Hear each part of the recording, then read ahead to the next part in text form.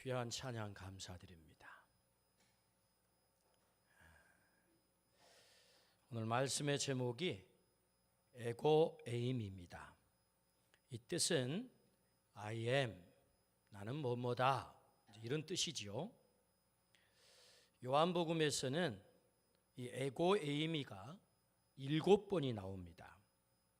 나는 생명의 떡이다, 6장. 나는 세상의 빛이다, 8장. 나는 양의 문이다, 10장. 나는 선한 목자다, 10장. 나는 부활이요 생명이다, 11장.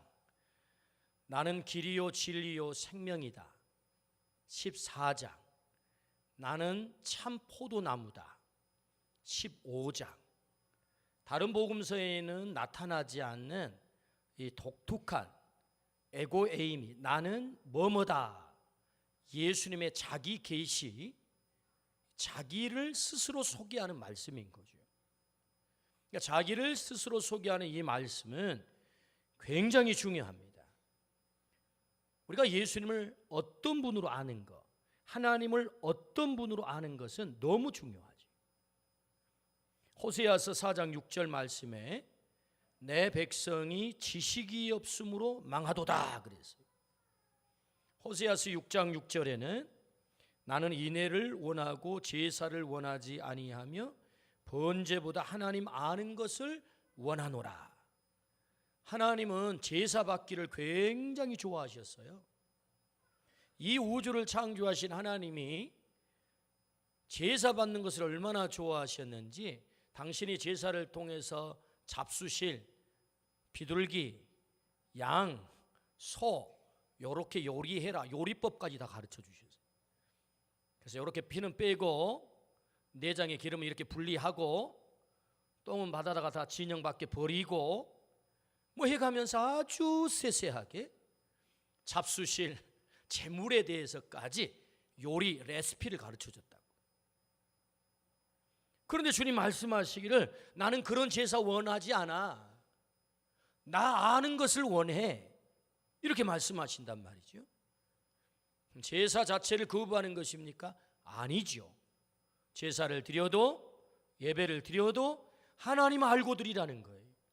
그래야 그 예배를 내가 받는다는 거죠. 그래서 왜 그 백성이 망해요?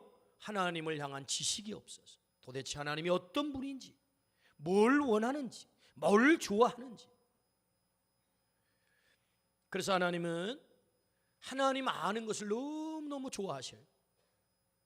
성자 하나님 예수님도 당신을 잘 알기를 원하셨어요. 해서 스스로 자기를 계시하는 거죠. 내가 누구다, I am. 모세가 하나님을 향하여 Who are you? 당신 누굽니까? I am that I am. 나는 스스로 있는 자다 하고 하나님도 자기 계시를 하세요. 예수님도 자기 계시를 한 거죠. 오늘 본문 말씀은 나는 세상의 빛이니 나를 따르는 자는 어두움에 다니지 아니하고 생명의 빛을 얻으리라. 예수님의 자기 계시 에고에임이 두 번째 말씀인 거죠. 오늘 본문의 말씀은 유대 3대 명절인 장막절을 배경으로 하는 말씀입니다. 요한복음 7장 14절 말씀에 보면 이미 명절의 중간이 되어 예수께서 성전에 올라가서 가르치시니 그랬어요. 여기 명절. 그래서 지금 이 7장 8장은 예수님의 성전 강화라 그래요. 강화라는 말은 설교다, 그 묶음이란 말이죠. 그래서 성전에 올라가신 예수님께서 설교하신 거예요. 그 강화가 7장 8장의 내용인데 그 명절 중간, 그럼 이 명절이 어떤 명절이요? 장막절인 거죠. 그럼 장막절은 어떤 절기죠? 장막절은 이스라엘 백성이 애굽으로부터 해방받아 가나안 땅까지 들어가기 전 40년 동안 광야 생활을 하게 되는데 그 광야 생활 동안에 하나님께서 그 백성을 지켜주심을 기념하여 지키는 절기가 바로 장막절인 거죠. 대단히 중요한 절기입니다. 이 장막절에는 두 가지 애식을 행했다고 그래요. 첫 번째는 성전 제단에 물을 끌어들이는 애식과 또 하나는 성전에 4개의 대형 촛대가 있었는데 여기에 불을 밝히는 예식입니다. 그럼 이 대형 촛대에 왜 불을 밝히는 예식을 했느냐 하면 이스라엘 백성 40년 동안 광야 생활을 할 때 하나님께서 구름 기둥, 불 기둥으로 지켰대요. 무슨 기둥? 구름 기둥, 불 기둥으로 지켜주심을 상징화해서, 불 기둥으로 지켜주신 것을 상징화해서 촛대에 불을 밝히는 거예요. 유대인들은 밤새워 불빛 안에서 하나님을 찬양하며 주 앞에서 춤을 추었습니다. 이때 밝힌 그 촛대의 불이 얼마나 밝았는지 전설에 의하면 아낙네들이 그 불빛 아래 바느질을 했다라는 기록이 있어요. 축제가 끝나가고 타고 있던 촛대의 불이 쓰러져 갈 때 여인들의 뜻 연복궤 앞에 예수님께서 서셨어요. 여러분, 명절이 끝나가면 이 촛대의 불도 꺼질 거 아니겠습니까? 그래서 그 촛대의 불이 새벽녘에 이제 꺼져갈 쯤, 쓰러져 갈 쯤 예수님께서 그 백성들 앞에 밤새워 찬양하고 춤추는 백성들 앞에 나타난 거지요. 그래서 그 예수님이 외치는 것입니다. 나는 세상의 빛이다. 나를 따르는 자는 어둠에 다니지 아니하고 생명의 빛을 얻으리라 라고 하는 놀라운 말씀을 선포하신 거예요. 이 말씀은 감히 누구도 할 수 없는 말씀입니다. 성경은 이렇게 말씀합니다. 요한일서 1장 5절 말씀에 우리가 그에게서 듣고 너희에게 전하는 소식은 이것이니 곧 하나님은 빛이시라 그에게는 어둠이 조금도 없으시다 라는 것이다. 성경은 하나님을 빛으로 소개하세요. 그러므로 예수님은 하나님이 빛이다 이걸 너무 잘 알고 계세요. 그럼에도 불구하고 예수님이 나는 세상의 빛이다 라고 말씀하시면 내가 하나님이다 라는 엄청난 선언인 거예요. 예수님은 하나님 되심을 증명하기 위해서, 그러니까 내가 세상의 빛이야 이 말씀이 빈말이 아니다. 그 증명의 사건이 뭐죠? 본문은 8장 다음이 몇 장이죠? 9장에서 어떤 사건이 벌어지죠? 나면서부터 맹인된 사람을 그 눈을 번쩍 뜨게 만드신단 말이죠. 실로암 못에 가서 씻어라. 그래서 그 맹인의 눈이 활짝 떠졌어요. 이 기적은 왜 일으킨 것입니까? 내가 세상의 빛이다, 내가 바로 그 하나님이다를 시위하는 사건이죠. 하나님 되심, 빛 되심을 바로 이 기적을 통해서 증명하고 있는 것입니다.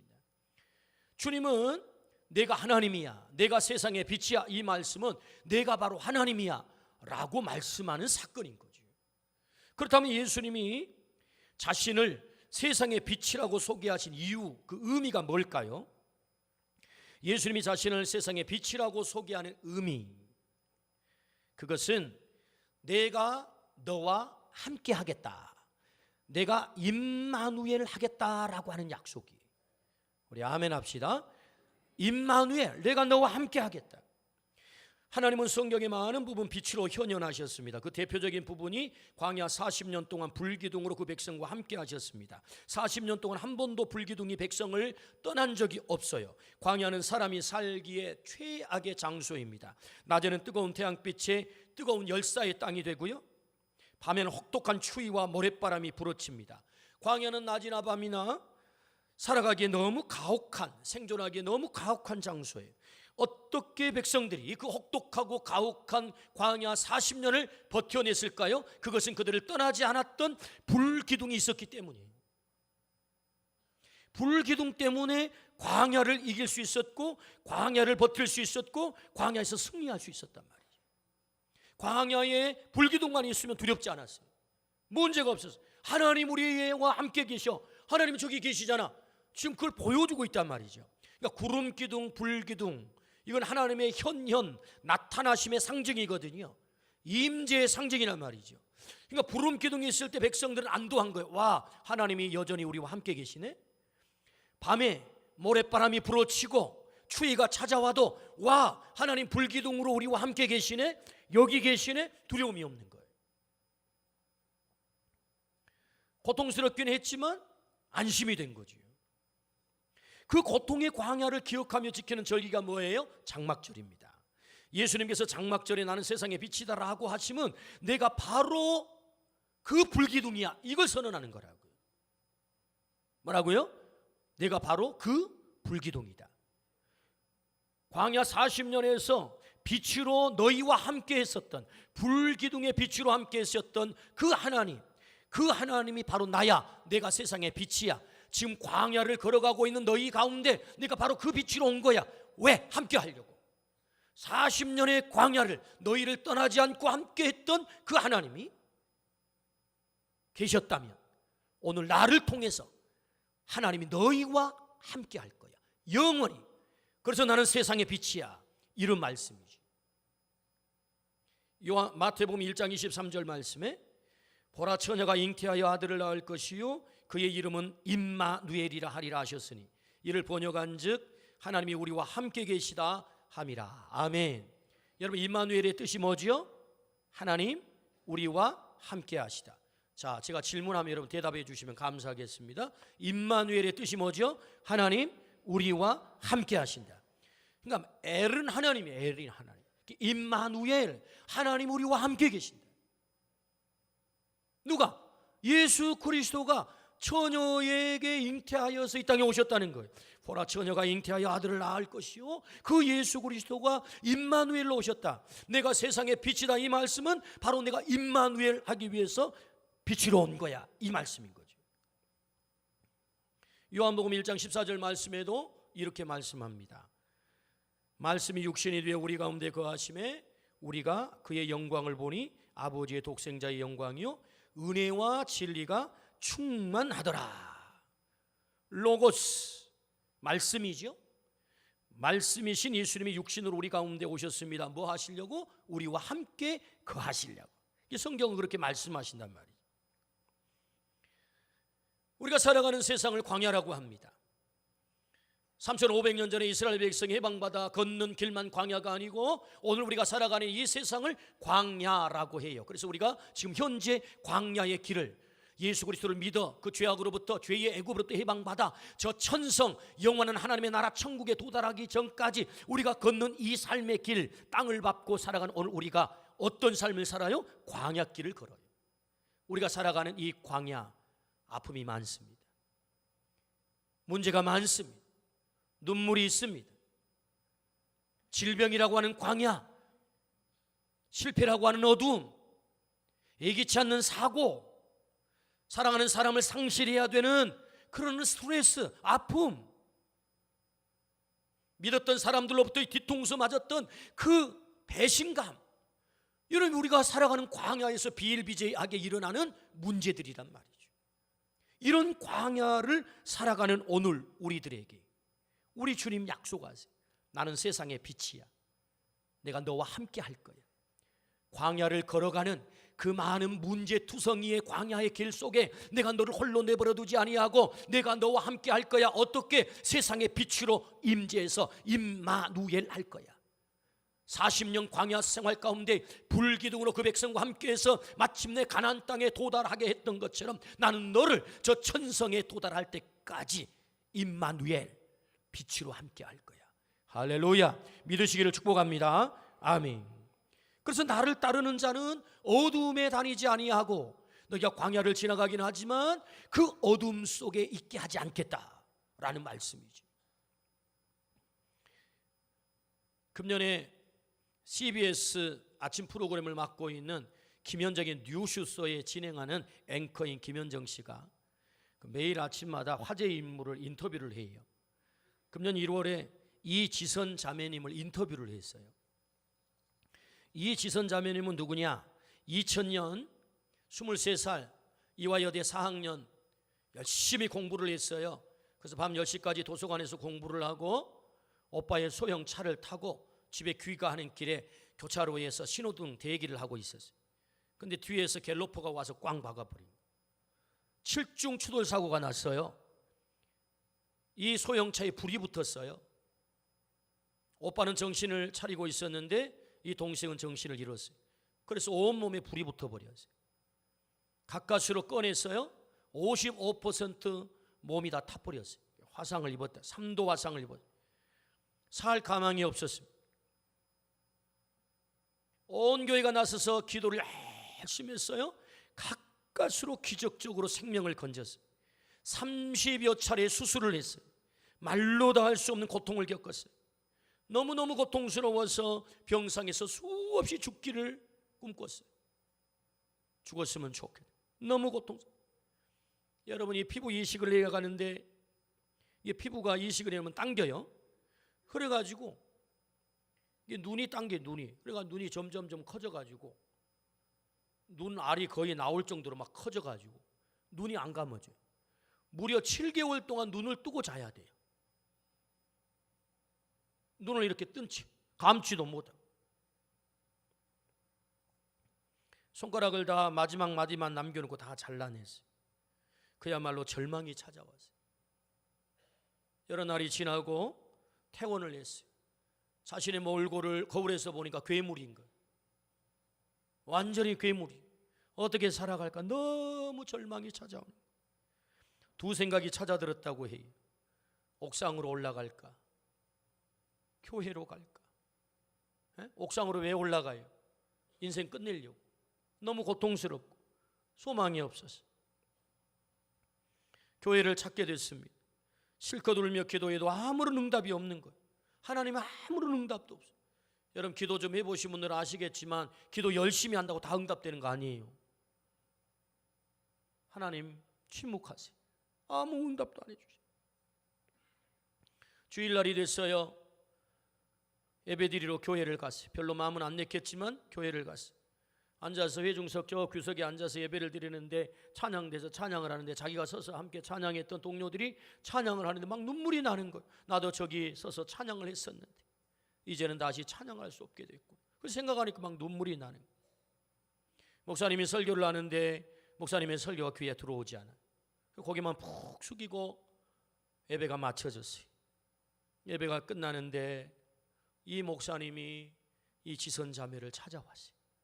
그리고는 딱 끼어안고는 기도를 하는데 그 기도의 첫 마디가 뭐냐면 사랑하는 딸아 하고 기도를 시작하는 목사님. 사랑하는 딸아. 그런데 이 목사님의 음성이 하나님의 음성으로 들려온 거예요. 사랑하는 딸아. 눈물이 쭉 났어요. 그 기도를 통해서 하나님이 두 가지를 약속하셨어요. 내가 너를 세상에 반드시 세우겠다. 두 번째는 너보다 더 힘들고 어려운 사람들을 회복시키는 그들의 상처를 치유하는 사람으로 내가 너를 사용하마. 두 가지 약속을 합니다. 세상에 반드시 세우겠다. 너보다 더 힘겹게 살아가는 사람들을 치유하는 치유자로 너를 세울 거다. 소망이 생겼어요. 하나님이 나를 떠나지 않았구나. 하나님이 나와 함께 하시는구나. 소망이 생겼어요. 그는 이렇게 고백해요. 저는 행복합니다. 왜 행복하냐 물으신다면 저는 다 잃었습니다. 나를 증명할 수 있는 얼굴도 잃었습니다. 손가락도 잃었습니다. 여인들이 그토록 소망하는 매끄러운 피부도 다 잃었습니다. 무엇을 많이 가지고 있어서 행복한 것이 아닙니다.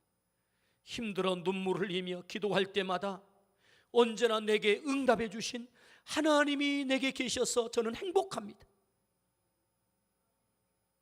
하나님이 얼굴로 뭘 해요? 제가 어떻게 사람 구실하며 살아요? 라고 하나님께 투정 부리며 기도할 때 하나님은 내가 내게 가장 사랑하는 딸이다. 너는 내게 가장 사랑하는 딸이다. 내게 가장 이쁜 딸이다. 그렇게 응답해 준다는 거예요. 사람들은 너를 괴물처럼 볼지 모르겠지만 너는 내게 가장 이쁜 딸이야. 하나님이 그렇게 응답해 주신다. 그래서 저는 행복해요. 김현정 앵커가 질문을 했어요. 왜 하필이면 나냐고 원망한 적 없었습니까? 예, 처음에 그런 생각 들었습니다. 그러나 이제는 아닙니다. 그 시간에 누군가에게 그런 일이 일어났을 것입니다. 그 사고가 내게 일어났을 뿐입니다. 내게 그 일이 안 일어났더라면 다른 사람이 그 일을 당했겠죠. 그래서 원망하지 않습니다. 얼마나 놀라운 고백입니까?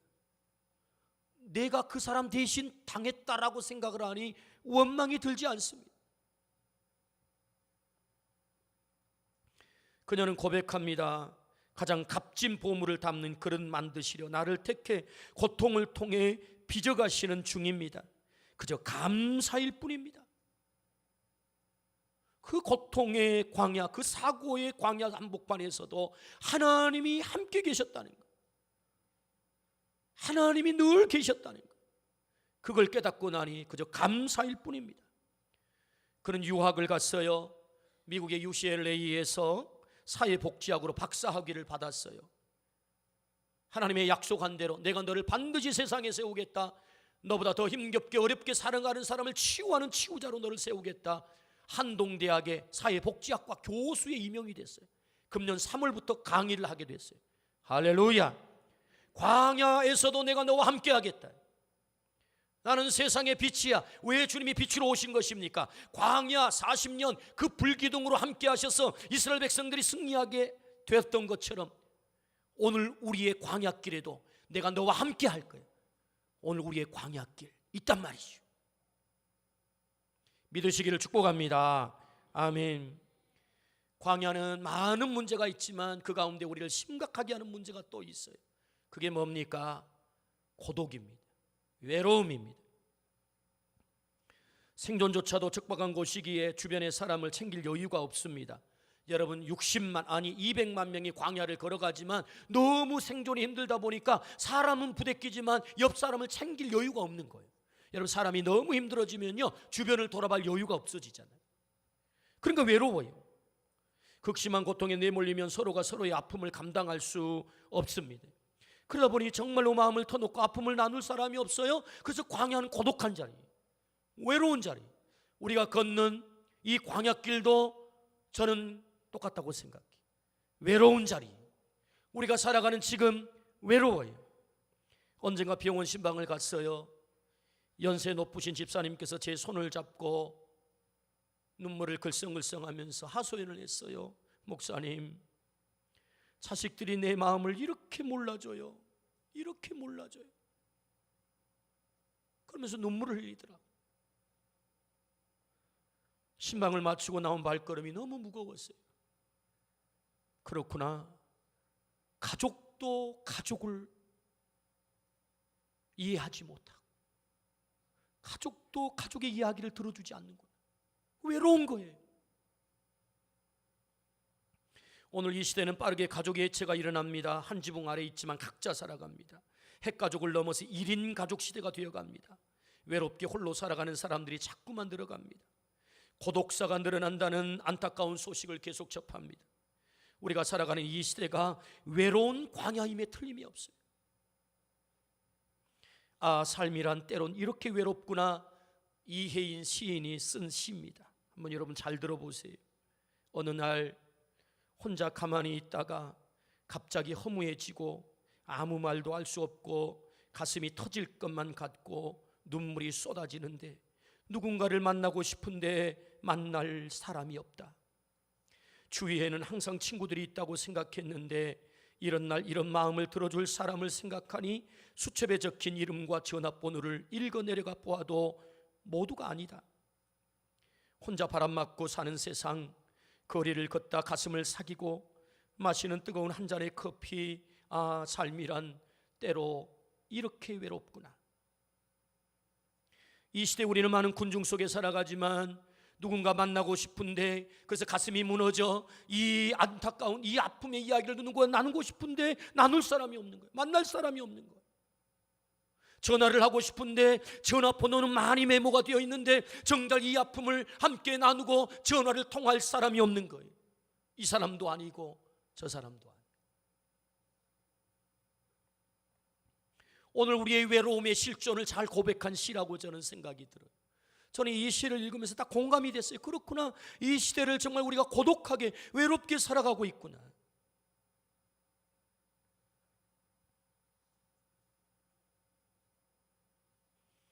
사람은 다 떠나가요. 믿었던 사람도 뒤통수를 쥐고 떠나가요. 그렇게 믿었던 가족마저도 내 얘기를 안 들어줘. 내 하소연을 안 들어줘. 그래서 우리는 마치 섬처럼 고독하게 살아가. 그러나 하나님은 달라요. 하나님은 그렇게 말씀하지 않아요.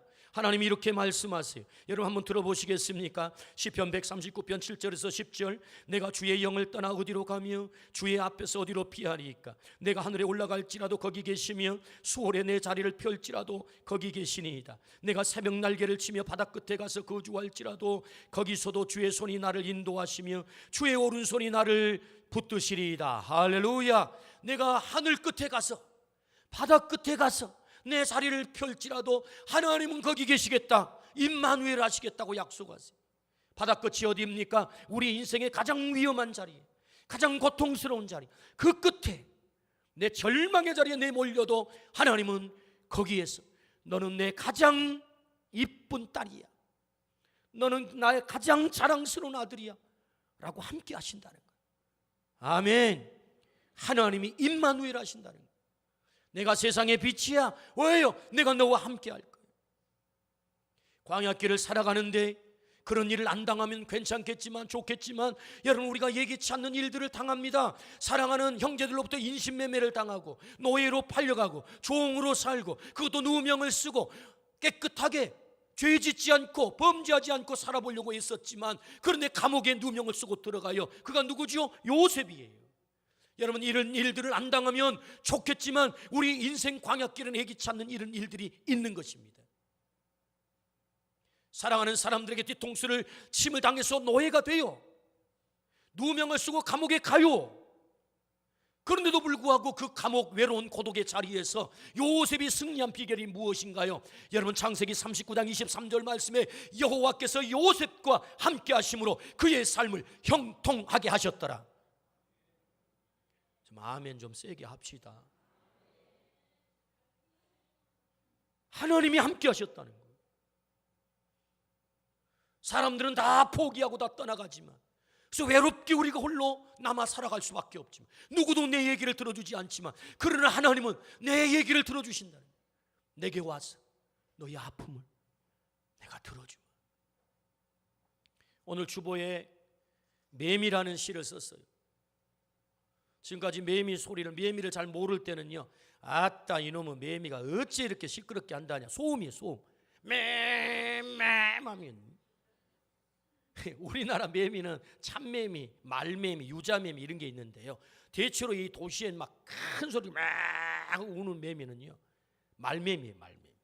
크기도 하고요, 얼마나 시끄럽게 우는지 몰라요. 근데 여러분, 이 매미가요, 알고 봤더니 땅속에서 7년, 길게는 17년까지 땅속에 살다가요 지상에 올라와 가지고 짧게는 보름, 길게는 한 달 딱 살다 죽어요. 왜 우냐? 사랑의 짝을 찾는 거예요. 내 짝 어디 있어? 내 짝 어디 있어? 빨리 와라. 이거 막 우는 거예요. 그러니까 짝을 못 만난 놈들은 그냥 쭉 그러고 우는 거예요. 그래야 짝이 빨리 오니까. 목소리 큰 놈을 쫓아오거든. 이게 암컷은 못 웁니다. 수컷만 울어요. 그러니까 이제 가을이 9월달이 되니까 곧 갈 때가 됐잖아요. 지금 못 만나고 가면 큰일 나겠잖아요. 7년을 기다렸는데 어둠 속에서. 그러니까 울어요. 빨리 와라, 빨리 와라.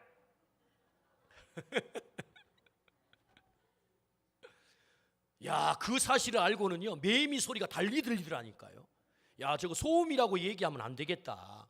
저놈은 진짜 죽으라고 자기 사명을 감당하는구나. 근데 제가 그 매미 소리를 들으면서 어떻게 들은 줄 아세요? 오늘 이 시대에 다 외롭게 살아가요. 우리가 다 도시에서 모여 살잖아요. 도시의 불빛은 뜨거워요. 태양빛도 뜨거워요. 열섬 현상이 일어나요. 그런데 사람들의 가슴은 냉랭해요. 외로워요. 고독하게 살아가요. 그래서 여러분, 매미를 통해서 하나님이 뭐라고 외치는 줄 아세요? 사랑해라, 사랑해라, 사랑해라, 이런 거요. 매미가. 이제 매미 소리를 들을 때는 어떻게 여러분 들으시라고요? 사랑해라, 사랑해라, 왜 외롭게 살아가냐? 이제 이렇게 들으시라고. 그래서 오늘 시를 적으면서 그랬어요. 이 도시의 소리를 덮고, 냉랭한 이 도시의 소리를 덮고, 그리고 그 식어버린 가슴마다 그 사랑의, 애타는 사랑의 불이 붙도록 이 가을이 가기 전에 이게 시를 적은 거예요. 잘 적었나요?